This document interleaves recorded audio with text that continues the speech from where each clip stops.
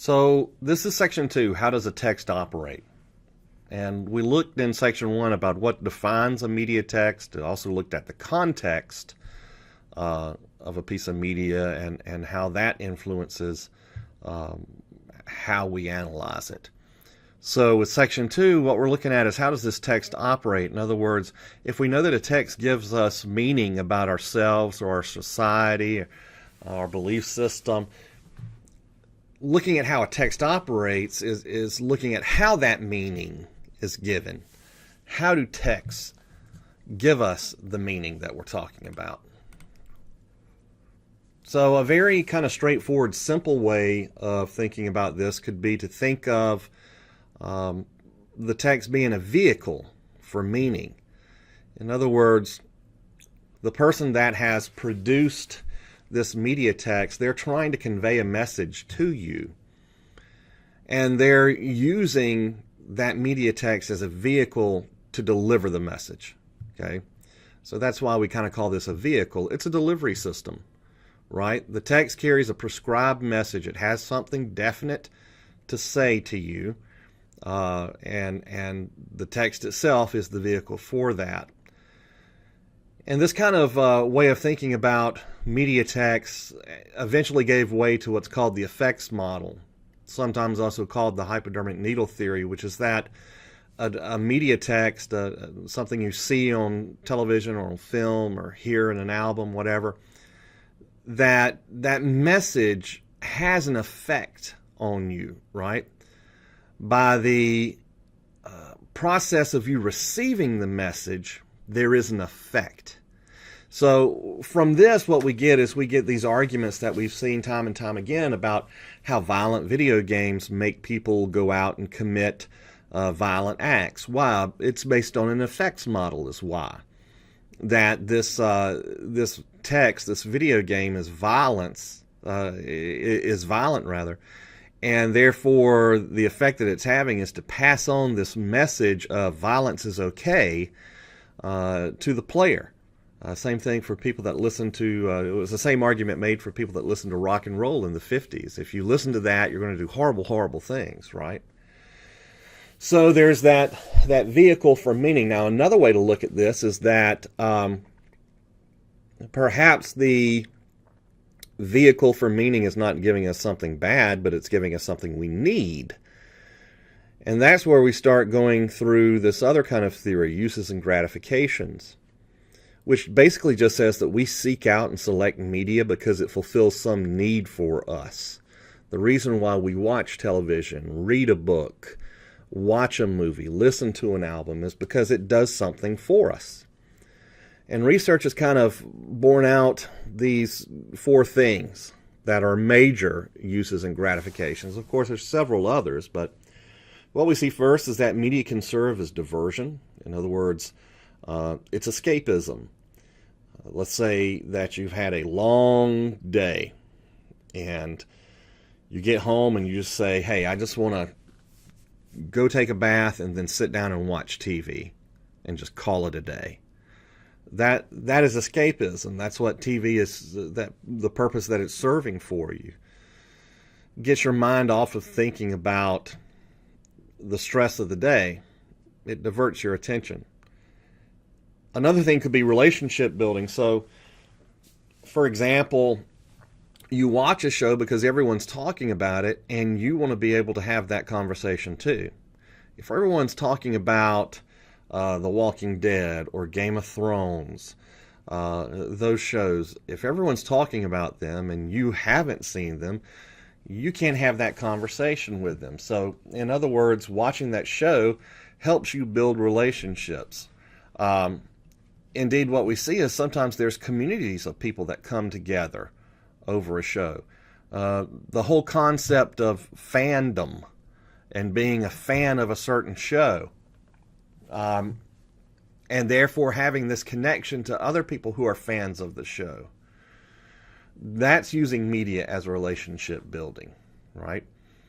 Personal identity. We watch media because it reinforces our beliefs or who we believe we are, right? So one easy way to think about this is the fact that these cable news talk shows at night, one of the reasons why they're so popular and they get such high ratings is because the host of that show is saying things to the audience, and the audience is agreeing. The audience feels like, yes, this person gets me. This person understands where I'm coming from. And obviously my beliefs can be validated because someone else on television talking to the nation has the same beliefs.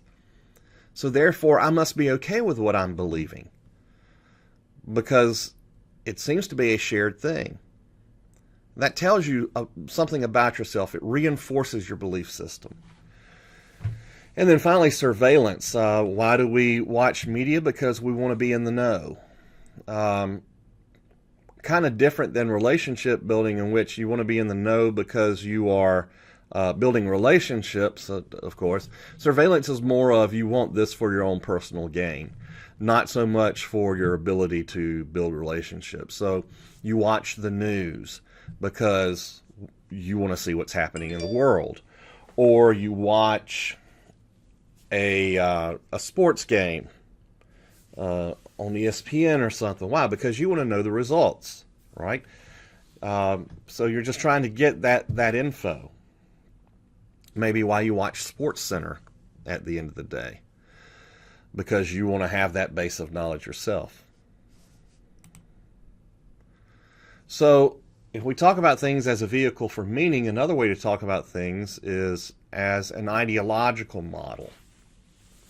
So ideological, what we're doing what I'm going to talk you through here on these slides is going for a very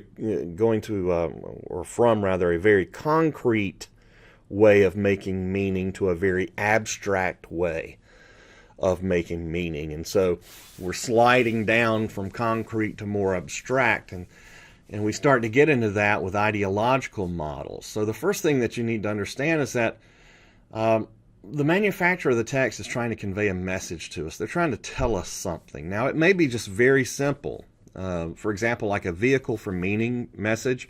A good message example of that is like a political ad. Vote for me because I support these things. Or if you're going negative, don't vote for this person because they're a horrible person. Okay? I mean, that's very concrete, right? It has a message, a very definite message it's trying to get across to you. When we talk about the manufacturer is trying to convey a message to you, it may be that, yes, there is a direct narrative, but there may be a sub-narrative, right? And so there may be a story that's being told, but there may be a moral or a lesson that's trying to be told with it. And that kind of gets us to a discussion of ideology. And ideology is, I have here, you see it's it's related to concepts such as worldview, belief system, and values. So what we mean there is that how you believe the world values power, or what's in power. That's an ideology. Dominant ideology is the ideology that's shared by the majority. Let me clear this up a little bit more for you. I'm kind of distracted right now, so let me try to make this more clear. Ideology is basically how you think the world works, what you value in life, what your value system is, right? How you live your life according to that value system is your ideology. How you wish the world would work, how you want the rest of the world to behave and work, that's your ideology. So whether it be, you have an ideology of a Christian or a Jew or a Muslim or a capitalist or a socialist or a communist or a Buddhist, all these things give you a value system, right? That's your ideology. Dominant ideology is just talking about what is the primary worldview of the most powerful. In other words, if you look at any society and you say, who's the most powerful in this society? And do they have a shared ideology? Well, that ideology is going to be the dominant ideology. What is the majority of the people, and especially the people in power? What is the majority of their ideology? What do they believe in? So, for example, when we talk about dominant ideology in America, it's going to be Christian, capitalist, patriotic. I'm trying to think of all these things that are kind of, viewed positively and by a majority of the people in America. So capitalist, Christian, trying to think of other things. Dominant ideology very much in America is based on, okay, you need to go get a 4-year degree in college. That's a dominant ideology in America, is that if you want to be successful, you need a 4-year degree, right? Dominant ideology is that you're supposed to get married and have kids. That's a dominant ideology. So what I mean about an ideological model of a movie, and you see here that I have these movie posters of Pocahontas and Avatar. A lot of people say that, in essence, these stories are similar.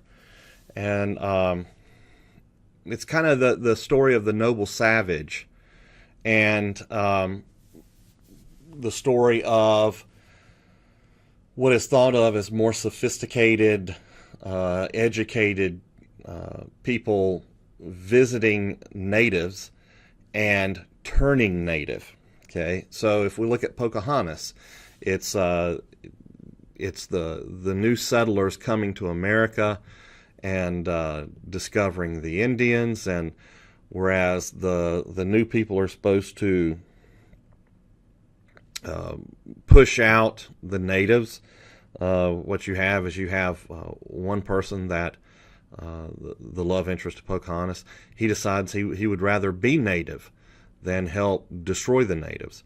It's the same story for Avatar. You have this person who is infiltrating this alien group, who is trying to exploit that alien group in order to obtain a military and a financial goal.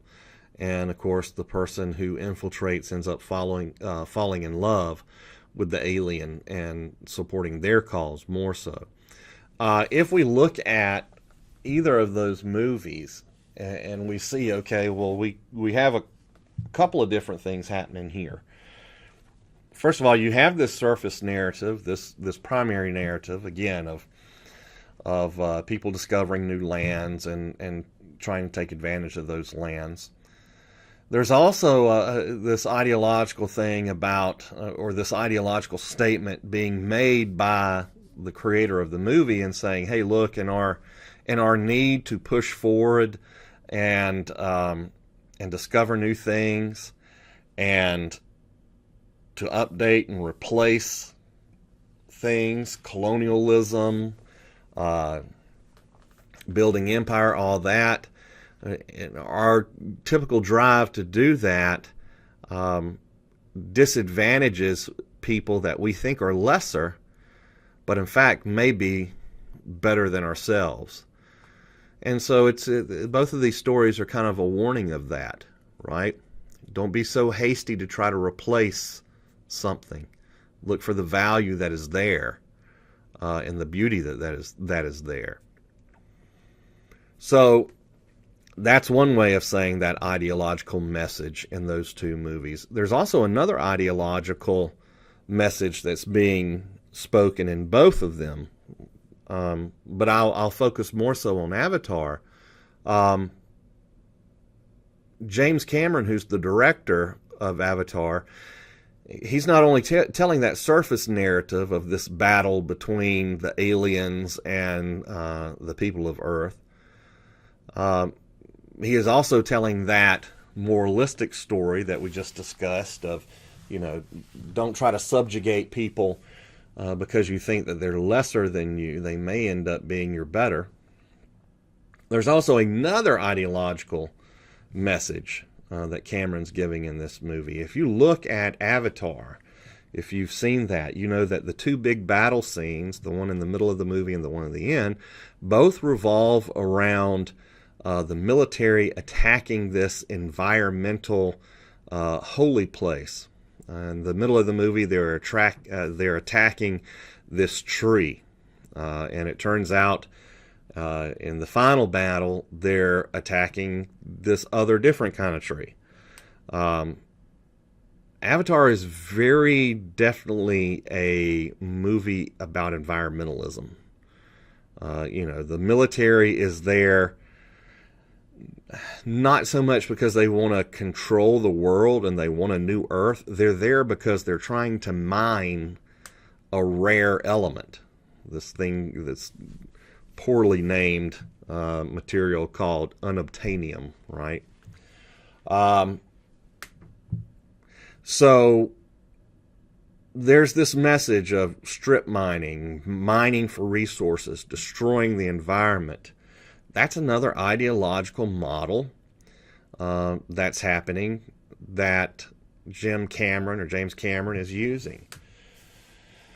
So you see what I'm getting at, which is there may be a surface narrative, a primary narrative. Oh, it's these people against these people. But then there's also probably a sub-message, sub-narrative going on there. Environmentalism, colonialism, these things being talked about. So when we start looking at that, and that, there definitely are ideologies and dominant ideologies that are occurring in the world. And that people who make media texts, they're referencing those ideologies. So when we analyze this kind of stuff, you have different views that are theorized about how dominant ideology is sustained. We live in a world that's constantly changing and evolving.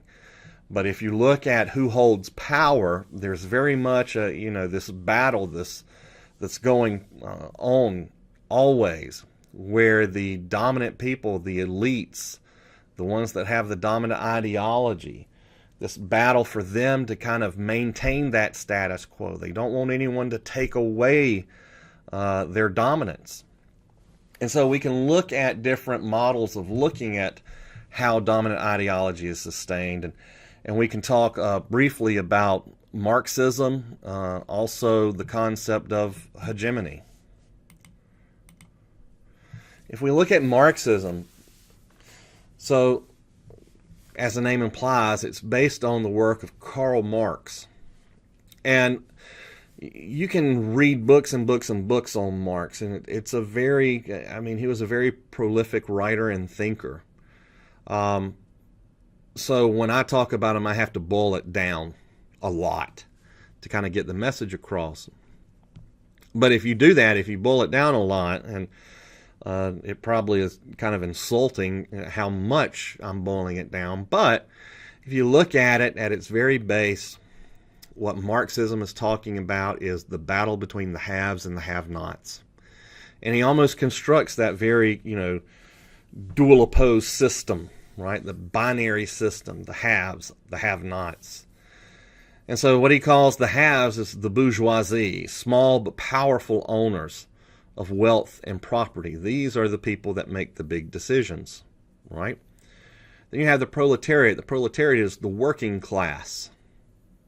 It's the common everyday people that are going to work 8 to 5 and manufacturing and pushing out cars and pushing out stereos and farming the land and just doing this common work every day and every man laborer. So Marxism says there's this constant struggle, and Marx is talking about class warfare, basically. And he's talking about how these classes clash and fight with one another. The bourgeoisie exploits the proletariat, right? The powerful people, the wealthy people, the landowners, they will take advantage of the working class. The bourgeoisie is not in the fields laboring sun up to sundown. They are paying meager wages to someone for them to do it for them. Okay? And so when Marx is describing all of this and explaining all of this, he says, look, it's pretty simple if you think about this. The bourgeoisie make the proletariat produce products that they don't own. They don't have any ownership of the things, the proletariat. They don't have ownership of the things that they're making. Right? And they're paid money for this. They're compensated to some extent. Eventually, what are they going to do? They're going to turn around and use that money that they've been compensated to buy products. And so, in Marx's mind, it's a very cyclical, abusive system, right? So, take me for example. I'm a professor. I teach and I do research, right? So I teach and I do research and I make money. That's great. And so I'm going to make that money. I'm going to put it in the bank, or I'm going to spend it or whatever. But eventually what I'm going to have to do is I have 2 kids and I'm going to have to pay for them to go to college. I will pay for their education. Even though I'm an educator, I'm someone who should be able to teach them these things. And so what Marx says is, doesn't that seem like it's not efficient? That, you're working to make money so that you can save the money to buy the thing that you work at, right? That's a very simplistic view of it. But that's kind of the base of what he's talking about. So what he's recommending most of the time, Marx, is that there should be shared ownership of the things that we produce. So this is where we start going into this realm of socialism and communism, because ultimately that's what Marx is proposing, is that we get away from this capitalist type structure, right? And that we go back into a shared system, a socialistic system. So that, if we work at the factory to make cars, we should all have ownership in that factory. So when the factory does really well, we all do really well. And we do well equally, right? And there is the downfall of socialism and communism. It assumes that people want to all be treated equally. And on the face of it, that sounds like a decent argument, right? Don't we all want to be treated equally? Well, in some cases, yes. In some cases, no. If I am working at a factory making cars and I'm busting my rear end, way more than the person next to me, they're loafing around, taking smoke breaks all the time, letting things go, right? And then we're paid equally, or we have equal ownership in the company. I feel like I'm getting cheated because I'm doing way more work than this other person. There's the downfall of socialism. We all want to be rewarded accordingly for our efforts, right? So in theory, socialism sounds great. Communism sounds great. We'll all work equal amounts and receive equal rewards. That's just not how human nature responds, though.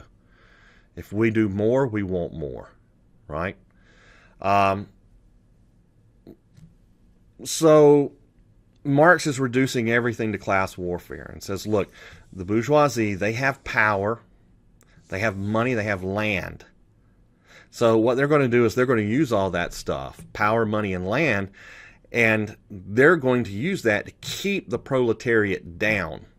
They don't want anybody to come take their money, their power, their land. And so Marx all the stuff that Marx comes up with is theorizing about how they do that. How do they use these things against people? And one of the things that Marx kind of tees off on is institutions. So he looks at institutions like religion, like popularism, educational systems, all these institutions. And I was hesitant there because I want to say like the media, but you have to remember in Marx's day, in the 1800s, there's not a lot of, nationally spread or global media. But if he were alive today, he probably would look at the media and say, oh, that's exactly what I was talking about. That's an institution exactly like I'm referencing. And so he says, these institutions serve to ensure the proletariat does not rise up against the bourgeoisie. So you have these people with all the money, all the power, making decisions for other people. And of course, those decisions may not be in the best interest of the proletariat. Those decisions may be serving to kind of keep them down. And so Marx says, look, as long as the people in power are controlling those institutions, they're going to use those institutions to manipulate you. So one of the more famous critiques of Marx is that he was against religion. Marx was against religion because he saw it as an institution that told people don't rise up, right?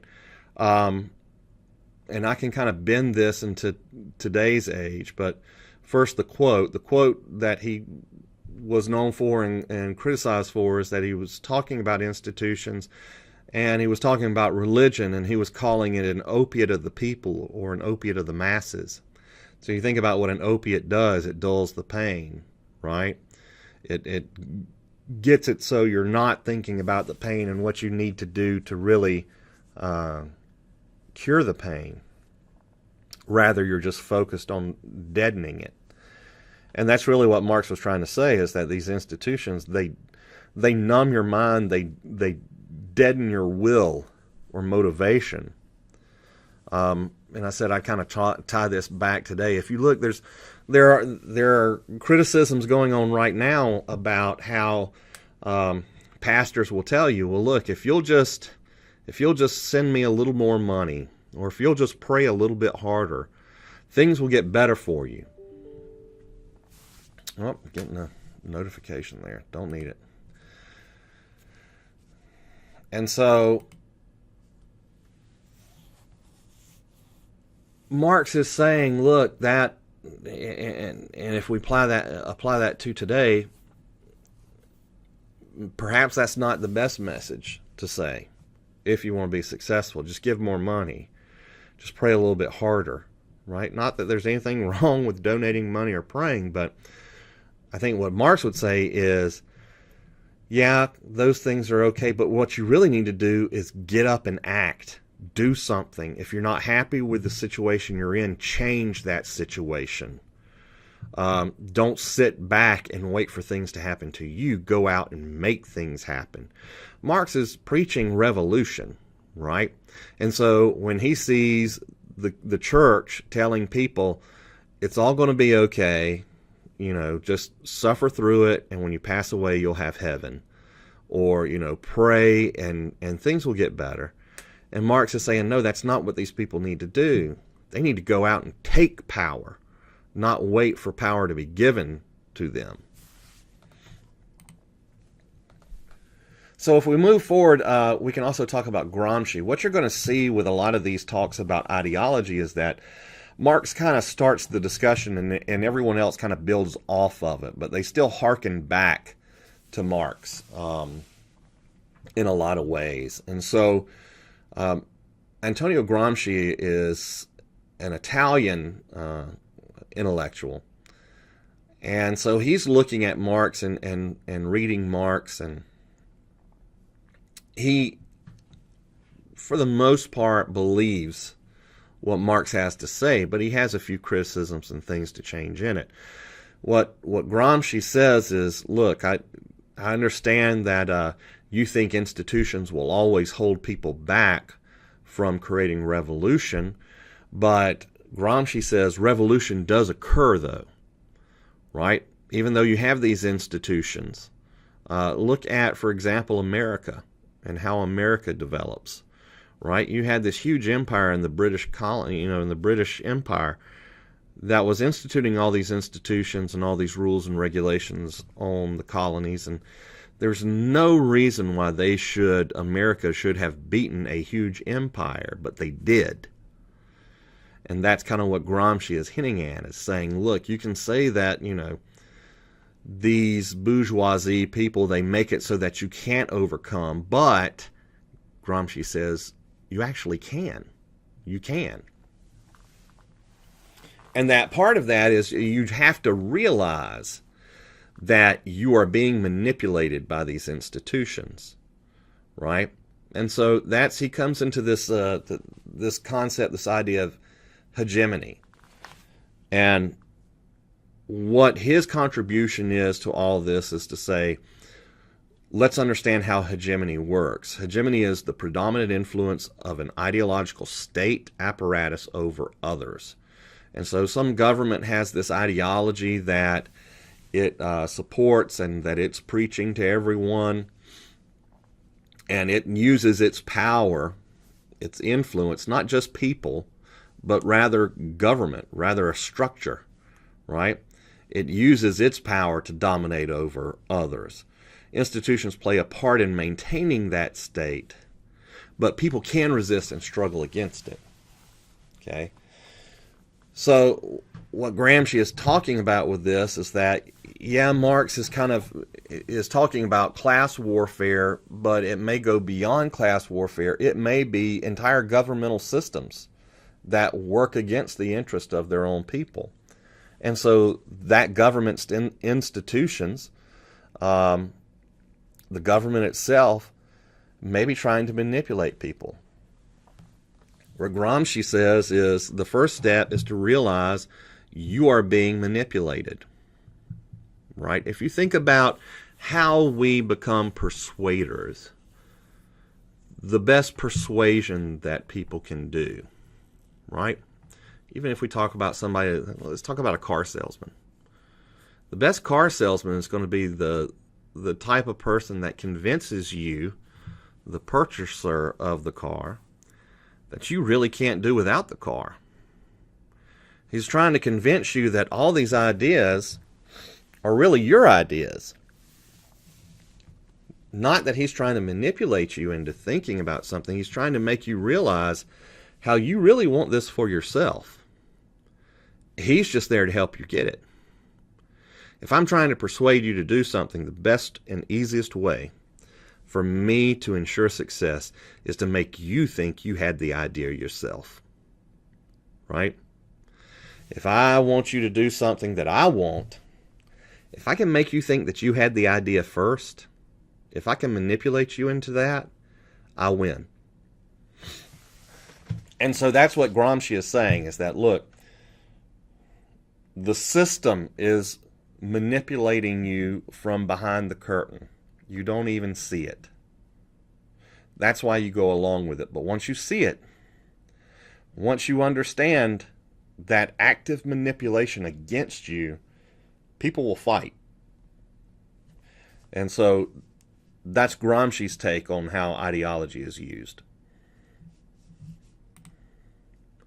Frankfurt School of Thought, we'll kind of go through this quickly here, but this develops later, after Marx, after Gramsci. This is later on in history, but you have this group of intellectuals that are centered around basically Frankfurt, Germany.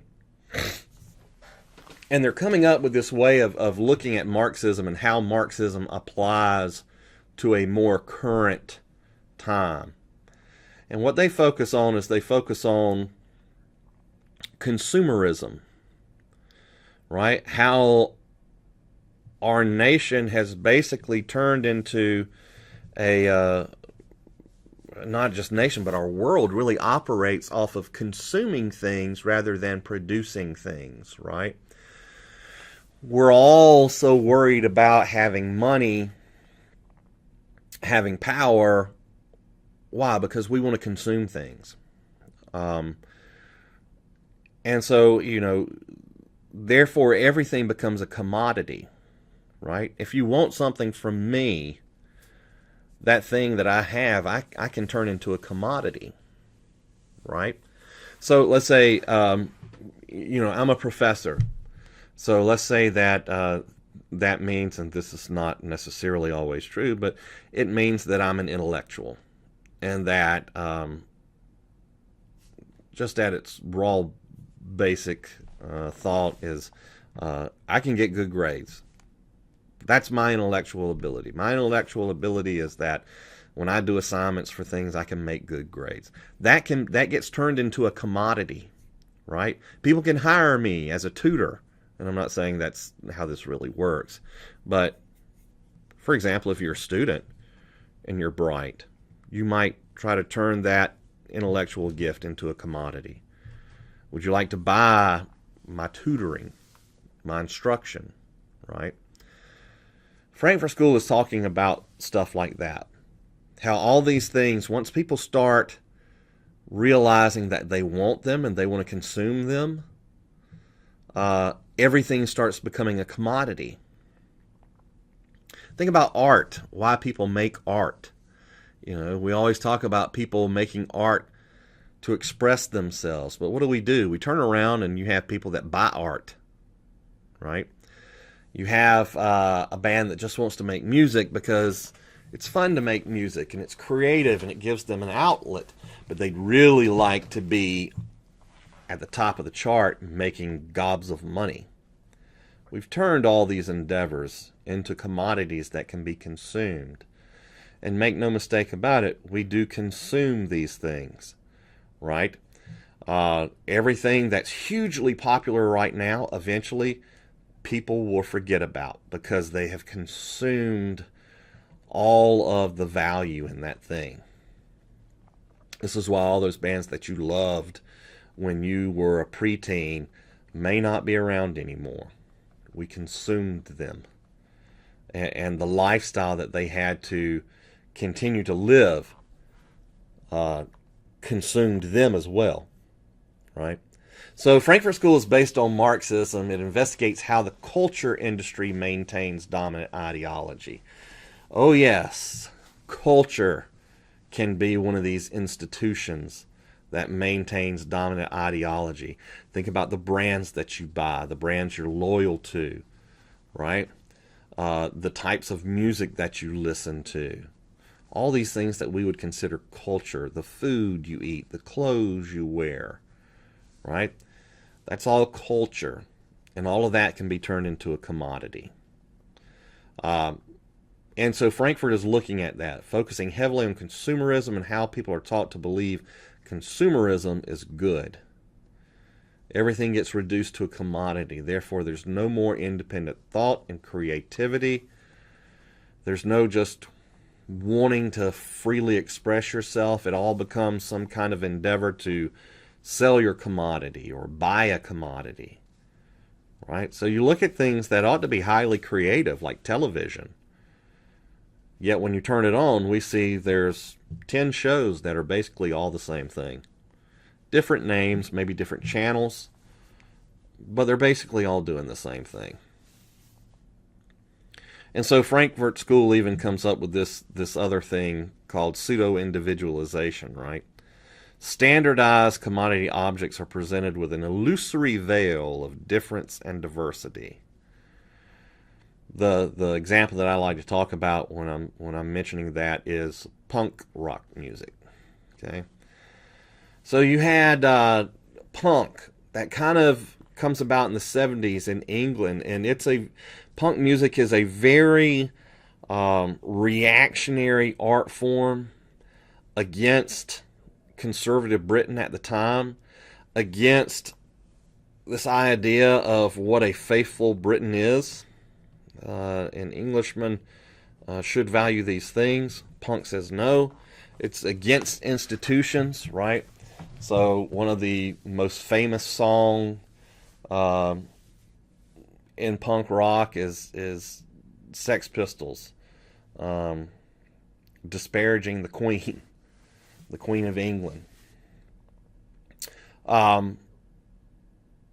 But punk is this thing that starts out as being very antisocial, trying to escape commodity, right? So you have punk rockers, that they're not buying name brand shirts with designs and logos and everything. They're wearing basic white t-shirts, basic stuff. Over time, that became popular, more and more so, until punk kind of became this thing that people wanted to be associated with, and therefore it got turned into a commodity. So that mohawks are popular, so that nose rings, piercings become popular. Tattoos become popular, right? I can go into Claire's, where you can buy earrings for little girls. And I speak from seeing my little girl do this.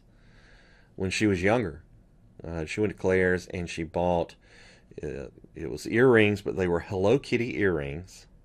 But Hello Kitty was dressed in Kiss, the rock band, dressed in Kiss makeup. That's just kind of insane to me. There's this thing of Kiss has become a commodity. Hello Kitty has become a commodity. Put those two things together. Very different cultural groups there. Kiss fans and Hello Kitty fans. But it's put together and sold. So I bring all that ideology stuff up, and it kind of gets heavy intellectually, and it gets thick. But it's something to think about, because when you're analyzing a text, you really should be thinking about all those other things too. How does this text, how does this movie or film or album, how is it discussing power and belief systems and values? How is it addressing that, or how is it working against that? You know, how's it trying to counter an ideology? And just this kind of battle between the haves and the have-nots. It's something always to think about when you're engaging with media. So if we go even more abstract than that, right? So we start off with vehicle for meaning, then we're talking about ideological models. Now we go into an interface or dialogue model, which basically is just saying, okay, well, yeah, you can have a prescribed message and try to use this vehicle for meaning. You can have this ideological argument in your text where you tell them a story, but you're also trying to preach a moral to them. Or you can have this thing that we're talking about, interface and dialogue, which is the author, the producer, may put something out there, but the intent is to put it out there so that it can be discussed further and developed further by others. Right? So we look at Facebook or Twitter, that's an interface, right? Tweets and Facebook posts, those are definitely media texts. So if I put a post out on Facebook, the post itself, you know, that's a message, sure. But how people respond to that post also becomes part of that text. How people respond becomes another lens that we can look at that message through. Dialogue may be this going back and forth, right? That as people talk about things, the meaning changes. You know, this dialogue of maybe what you thought was acceptable in the 1970s and 1980s, now in the 2000s you realize maybe how we were talking about that thing isn't correct. And over the years, the dialogue about that thing, talking about whatever it is, talking about it has changed it and changed people's understanding of it. Dialogue is, you know, talking with your friends about what they thought about a movie. And you sitting there and shifting through it, right? Trying to figure out how you felt. So I won't go into the responses on this, and you can read that. We're going to read this statement, but we're going to take a look at an example of an interface or an interactive exchange by looking at what MSU posted when we had the most recent discussions about the Confederate symbol on our state flag. MSU put a statement out regarding the flag, and in class we'll read that thoroughly. I'll show you responses to it and how those responses kind of change what this initial message is. So, getting towards the end of talking about meaning here, we're getting to the really, really abstract, okay? And I'm going to show you examples of these in class. But we start getting towards or approaching what we call postmodernism. Sometimes, for short, it's called POMO. But it's this belief that we don't need rules, regulations. We don't need institutions. We don't need things that label our work, our texts, that media texts should be ripe for textual poaching. What I mean by that, the text is ripe for the picking. Someone can grab different meanings out of a text. They can have the text mean different things. People may draw different things out of a text. It's audience-centered rather than producer-centered, rather than author-centered. It's reception-centered, audience-centered. What do they get out of it? Postmodernism, you're breaking down these boundaries between reader and writer, this exchange of how the writer is supposed to give you a message, and postmodernism, that sinks away, falls away. The writer will probably throw things in there to try to break down those boundaries. For example, they may use inside jokes. They may reference pop culture, but maybe it's obscure pop culture. They try to find ways other than just the text. They try to find ways of inserting other things into that text that will help that connection between author and audience. I'll show you some examples of these as well, but if you think about shows that are highly referential to other things, probably one of the best examples is going to be in animation. It's either going to be Family Guy, the cartoon, or South Park, where this text, this cartoon, is constantly drawing reference from other things. If you have knowledge of all those other things that it's talking about, then you're interpreting this text at a different level than maybe someone who's not in on the jokes, right? So, what we get from this is we get to this concept that I was just talking about, intertextuality, where one text is referencing another text, right? So that if you want to watch this cartoon, that's great, and you may have a laugh or two, but if you have this prior knowledge, Seth MacFarlane, when he's writing Family Guy, he has all this knowledge of 1980s, early 90s pop culture, and he's inserting stuff like that into the cartoon all the time, right? He's referencing all those things. It's highly intertextual. It's one text referencing another. Not copying per se, not plagiarizing, just drawing influence off of, right? This Russian academic named Kristeva was kind of the first to put a definition to this.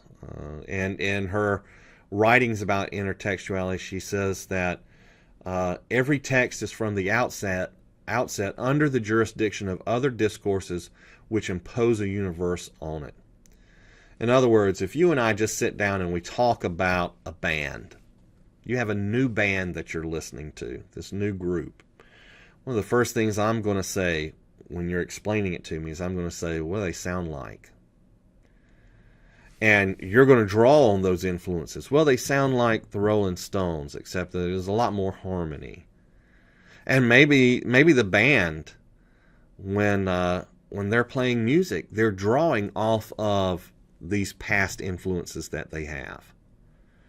So if they're a rock band, they're thinking about, and they're heavily influenced by, let's say, the Rolling Stones or the Beatles or Queen. They're probably going to sound a little like them, right? Because they're drawing their influence from those groups. And so what Kristeva is just saying is that each text exists in relations to others. So you can kind of figure out more about a text by looking at all the other texts that it's referencing. And kind of the highest form of this is what's called bricolage, in which you can actually take the things that existed in the past, the actual objects, and edit them, shift them around, so that they produce new meaning. I'll show you some examples of bricolage. The key thing there to think of, and bricolage is this kind of this thing that's talked about by this this academic Claude Lévi-Strauss, and it's the thing to focus on there is the word collage. If you remember how you made collages when you were in elementary school, that's what's being talked about here, is taking past artifacts and rearranging them to have new meaning. I'll show you some examples of all these things in class. All right. So that will wrap up section 2 for us. Thank you for your attention. I know this one was a little bit longer, but I will see you in class.